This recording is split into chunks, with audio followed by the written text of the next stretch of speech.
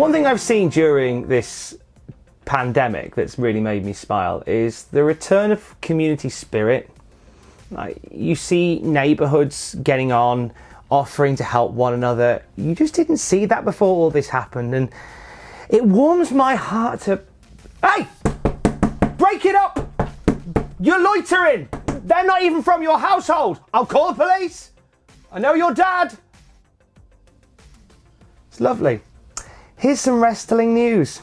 Vince McMahon is reportedly putting new restrictions on WWE matches. A second-generation star confirms their WWE release, and Mike Tyson is set to appear at AEW Double or Nothing. Find out why in a little bit. So WWE have just wrapped on 3 days of taping. This will see them through until the 25th of May, when the guys from Monday Night Raw get together to do 2 weeks worth of tapings. And then the following day, the SmackDown guys get together to do 2 weeks worth of tapings, and so on and so forth. It's been an intense 3 days, and it hasn't been helped by some of the altering whims of the guy at the top, namely Vincent Kennedy McMahon. So this comes from Ringside News, who have reported that producers were openly complaining backstage about restrictions put on them regarding the matches. Now, Vince has always been quite particular with how some things in wrestling need to be, but he's added to that as it stands. Vince McMahon, according to an anonymous source connected to Ringside News, handed down a lot of cuts, and a lot of talent were told to take dives out of their matches. Quite a few people have spoken about how AEW has a lot of dives in it, almost too many. Quite a few people have said it's a bit of a wrestling shortcut. I haven't noticed that myself personally, but Vince McMahon clearly has, and he has cut them from a lot of matches. So when a lot of matches are being put together at these shows, Vince McMahon said, take the dives out, take the dives out. When asked why the decision was made to cut dives, no reason was given. That only added to the frustration.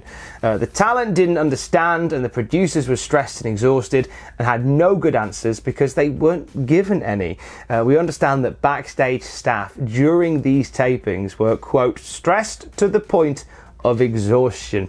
It's one thing to be working in circumstances like this. It's another to have a boss who kind of changes the rules on you as they're going along.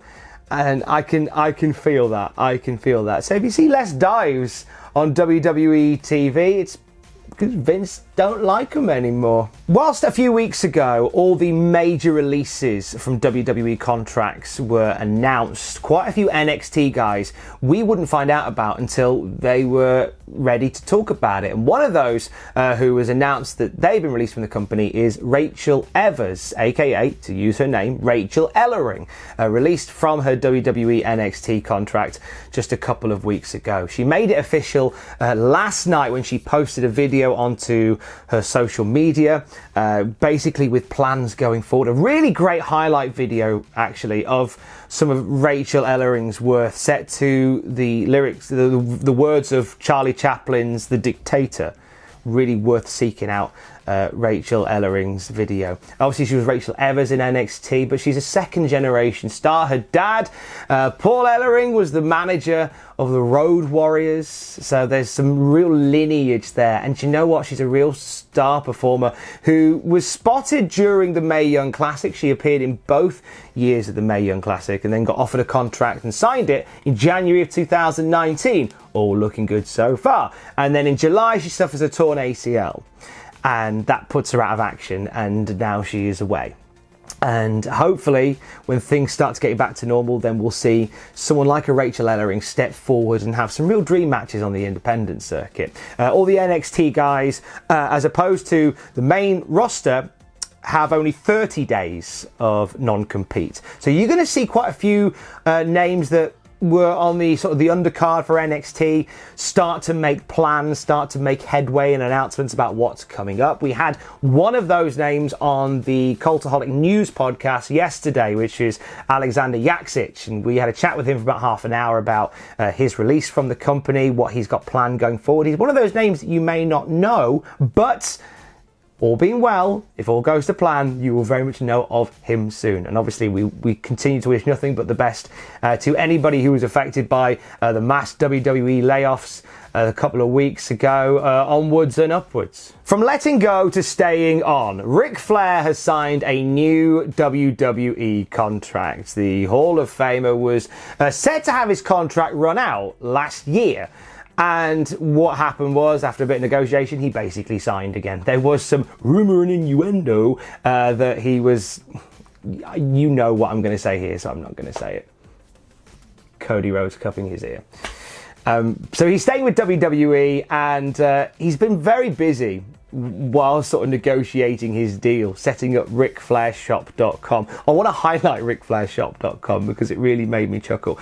Because on RicFlairShop.com, you can buy a greeting from Ric Flair for $500. Fine, if you want Ric Flair to, I guess, wish you a happy Christmas or a happy Easter or sorry I burnt your toast message. There's a nice way to spend $500. But he's also got a shop where you can buy shirts, hats, dog bandanas, shower curtains, luggage covers, and you know what? This is very entrepreneurial, face masks, because in the middle of a pandemic, there is absolutely no reason why you can't style and or profile. Now, quite a few indie promotions have been through similar to the one I'm going to talk about now, but this is a promotion that makes pretty big headway here in the UK and does quite a bit of business overseas as well. So I wanted to highlight them here. Progress Wrestling have announced that due to the current pandemic, they have cancelled their entire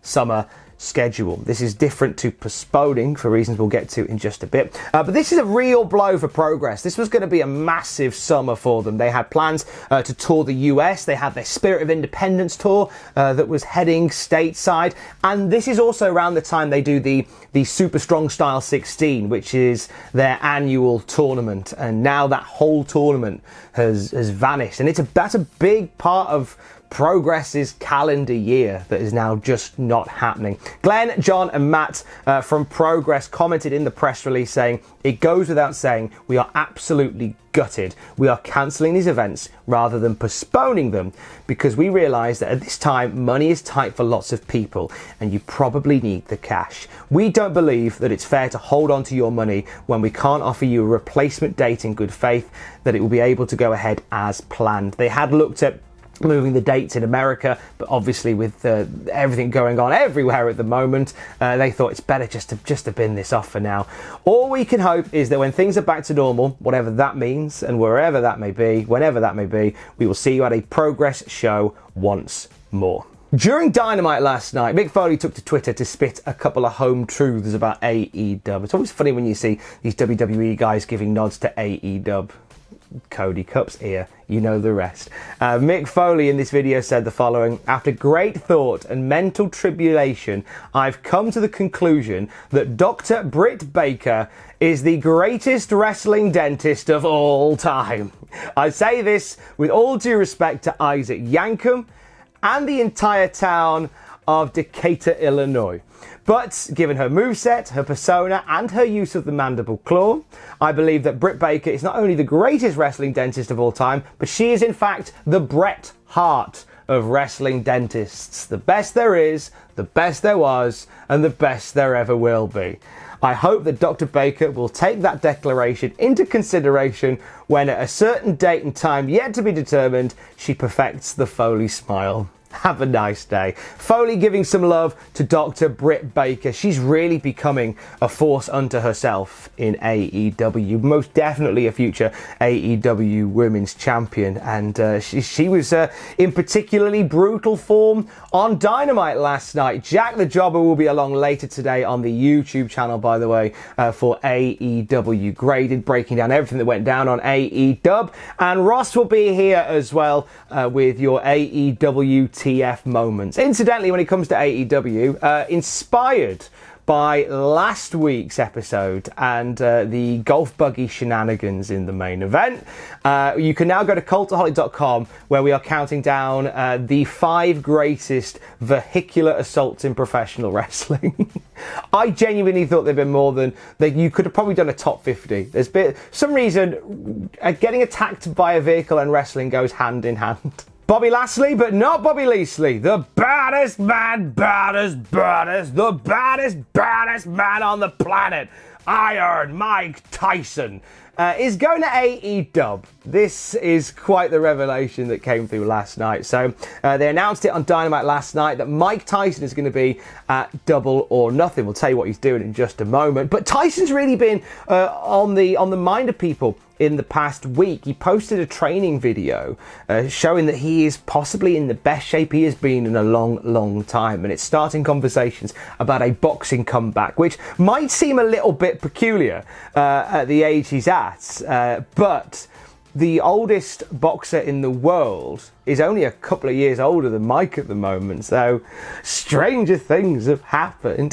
This isn't the first time in the last couple of weeks that wrestling and Mike Tyson have crossed paths either. We understand that Court Bauer from MLW had approached Mike Tyson about doing a charity wrestling match. Not sure what's come of that, but what we do know is that Mike Tyson is going to be part of AEW's Double or Nothing, where he will be presenting the AEW TNT Championship to the winner of the match between Lance Archer and Cody Rhodes. Now, the rumour and innuendo is that this was a role that was going to go to Sting. That is some speculation this morning that Sting was going to be the one to present it, but for whatever reason, the Sting thing isn't happening. But Mike Tyson's around. He's a WWE Hall of Famer. He's got a bit of history in wrestling. He was there the night the Attitude Era launched.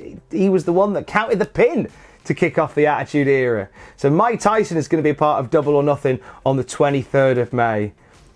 How terrible would it be if he knocked out Lance Archer? Lance Archer won the belt and Tyson knocked him out. Actually, I shouldn't give anybody ideas. Stay safe. Love you, bye.